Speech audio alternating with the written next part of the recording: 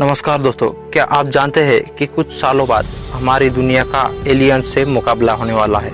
जी हाँ दोस्तों, 800 साल बाद हमारी धरती पर हमें स्पेस से एक सिग्नल रिसीव होता है और हम है कि उसे डिकोड करने में लग जाते हैं। यह उस सिग्नल का रिप्लाई है जो आज से पहले महान वैज्ञानिक कार्ल सेगन ने भेजा था।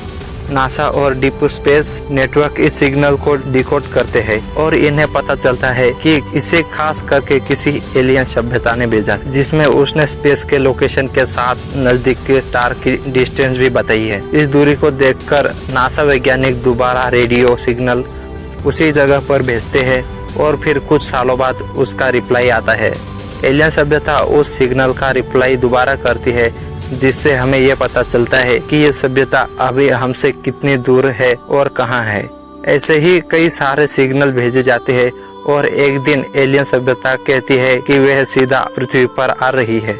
उसने अपने एडवांस टेलीस्कोप और टेक्नोलॉजी से अपने आसपास जगह में पृथ्वी को सबसे अच्छा ग्रह समझा है और अब वो यहाँ आकर बसना चाहते हैं।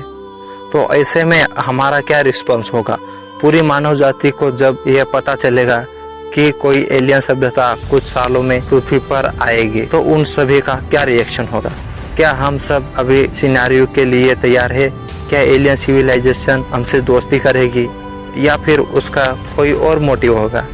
तो चलिए इन सभी सवालों के जवाब जानने के लिए तैयार हो जाइए मिस्टर जोहर मैन के साथ। और हाँ, वीडियो को लाइक और चैनल को सब्सक्राइब करना ना भूलिएगा। भविष्य में सबसे अनोखी यात्रा के लिए एलियन सभ्यता के द्वारा हमारा सिग्नल रिसीव करना और फिर उसका रिप्लाई देना, ये कोई सामान्य घटना नहीं होगी। इससे पूरी दुनिया में एक नई बहस छिड़ जाएगी। सबसे पहले हमें उनके आने के मोटिव को डिकोड करना होगा। क्या वे पृथ्वी पर केवल विजिट करने आ रहे हैं या फिर अपनी विशाल जनरेशन शिप में पूरी सभ्यता को अपने साथ लेकर हमारे ग्रह पर बसना चाहती है?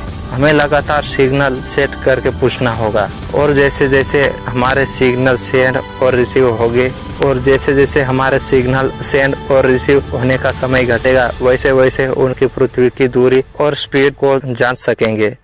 मान लीजिए ये सभ्यता 40 लाइट ईयर दूर ट्रैफिक-1 के ग्रह स्टारशिप इससे सीधा पृथ्वी की ओर आ रही है, तो हमें पहली बार इससे सिग्नल भेजने और रिसीव करने में करीब 80 साल का टाइम गैप लगेगा। और जैसे जैसे ये हमारे नजदीक आती रहेगी, वैसे ही सिग्नल सेंड और रिसीव होने वाला टाइम कम होता जाएगा। और जितने टाइम में हमारा साइना इन्हें मिलेगा और ये तुरंत उसका रिप्लाई करेंगे, तो हम इंसानों को पृथ्वी से उनकी दूरी भी मिलती रहेगी और हमें यह पता चल सकेगा कि ये कितनी स्पीड से हमारे ग्रह की ओर आ रही है और यहाँ तक आने में इन्हें कितने साल लगने वाले हैं। अब दूरी और स्पीड मिलने के बाद हमारे लिए सबसे बड़ा दूसरा सवाल ये होगा कि एलियन सिविलाइजेशन कितनी एडवांस है और उसके लिए हम कर्सिव स्किल को यूज कर सकते हैं। इस स्किल के आधार पर मानव सभ्यता टाइप 0.73% है और किसी भी तरह इंटरस्टेलर ट्रेवल नहीं कर सकती है। हम अभी तक किसी भी मानव को मंगल ग्रह पर नहीं भेज सके हैं और एलियन सिविलाइजेशन विशाल जनरेशन शिप लेकर लेती है करीब 5% स्पीड यानी कि 15,000 किलोमीटर पर सेकंड की स्पीड से हमारी ओर लगातार आ रही है। इसका मतलब ये है कि ये सभ्यता काफी एडवांस है और पृथ्वी को शायद अपने नई कॉलोनी बनाने की सोच रही है। ये एडवांस सिविलाइजेशन टाइप 1.05% ऊपर है और इंटरस्टेलर ट्रेवल विशाल स्पेस शिप से मिलकर कर सकती है। लाइट 5% स्पीड पर चलने पर इन्हें 40 लाइट ईयर से आने में तकरीबन कम से कम 800 साल लगेंगे। यानी अब मानव सभ्यता के पास पूरे 800 साल है। एलियन कांटेक्ट होने से पहले सब कुछ प्लानिंग डिप्लोमेट सभी इन्हीं 800 सालों में हमें करना होगा। हमें किसी एलियन सभ्यता का मोटिव नहीं पता है। वे हमारे प्लेनेट को अपनी कॉलोनी भी बना सकती है या फिर रिसोर्स के लिए इसका इस्तेमाल भी कर सकती है, अपने ग्रह पर भी ट्रांसफॉर्म कर सकती है। ऐसे में हम इंसानों का जीवन संकट में आ सकता है और अगर हमने कुछ नहीं किया तो हम उनकी एडवांस टेक्नोलॉजी के कारण हार भी सकते हैं, जिससे मानव सभ्यता का अस्तित्व खतरे में आ सकता है। और अगर हमने कुछ नहीं किया, ऐसे ही परिस्थितियों में कंफर्म होते ही कि एलियन सिविलाइजेशन हमारी ओर ही आ रही है, तो हमें कई तरह के एक्शन प्लान लेने होंगे। हमें उनका मोटिव नहीं पता है। इससे पहले वो सिविलाइजेशन सिनेरियो अपने बच्चों पर ही फोकस करना पड़ेगा। हालांकि और भी रास्ते हैं, तो एक एक करके उन्हें भी रियलाइज करके आगे इस वीडियो में देखते हैं। सबसे पहले हमारा रिस्पॉन्स डिप्लोमेसी और अंडरस्टैंडिंग का होगा।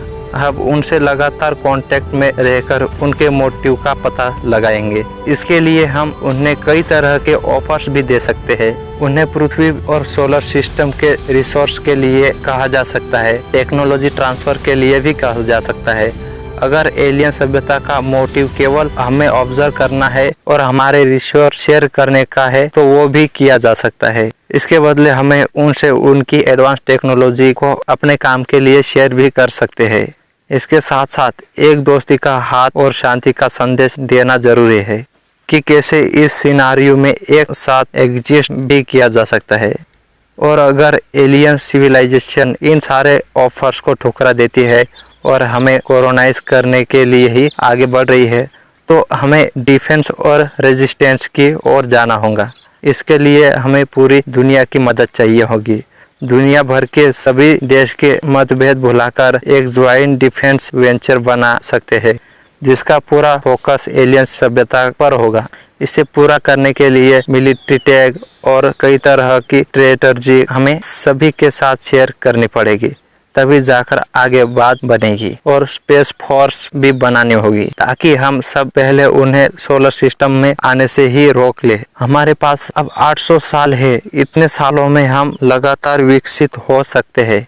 वही एलियन सिविलाइजेशन जो लगातार ट्रेवल कर रही है, उनके पास इन 800 सालों में लिमिटेड रिसोर्स है। वो इतनी तेजी से विकसित नहीं हो पाएंगी जितनी तेजी से हम पृथ्वी पर रहकर कर पाएंगे। हमारे पास पूरा सोलर सिस्टम और कई सारे प्लैनेट्स है, जहां से जाकर हम रिसोर्स लाकर नई तरह की सैटेलाइट, एडवांस वेपन और सुपर एडवांस टेलीस्कोप और ऑब्जर्वेटरी भी बना सकते हैं। कॉटसिलिस की माने तो हमें पूरी तरह टाइपर सिविलाइजेशन बनने में 200 साल लगेंगे और हम ताइवान बन जाएंगे।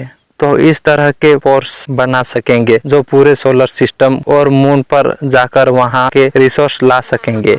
इस तरह से हमारा पूरा फोकस टेक्नोलॉजी पर होगा। किसी भी तरह मानव सभ्यता एडवांस हो सकते हैं। इसमें पूरी दुनिया की सरकारें और लोग मिलकर एक ग्लोबल कोलैबोरेशन करेंगे, तभी जाकर हम आगे कुछ कर पाएंगे। अब हम जिस तरह से एलियन के वार के लिए प्रिपेयर हो रहे हैं, तो हमें और भी कुछ चीजें करनी होंगी जिससे हम मानव सभ्यता को बचा सके।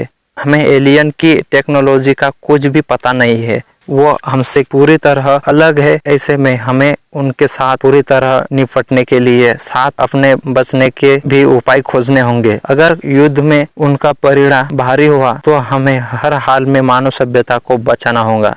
इसके लिए हमें बहुत ही स्ट्रॉन्ग अंडरग्राउंड शेल्टर बनाने होंगे और साथ में उसमें हर तरह की सप्लाई भी रखनी होंगी। इसके साथ साथ 800 सालों में इंटरस्टेलर ट्रेवल में भी और ज्यादा एडवांस होना पड़ेगा, ताकि संकट के समय हम मानव सभ्यता को विशाल स्पेस क्राफ्ट में बिठाकर किसी दूसरे हैबिटेबल प्लैनेट्स या चंद्रमा पर भेज सके। दोस्तों, आज के वीडियो में बस इतना ही। वीडियो आपको जरा भी पसंद आए तो वीडियो को लाइक करके चैनल को सब्सक्राइब जरूर करना।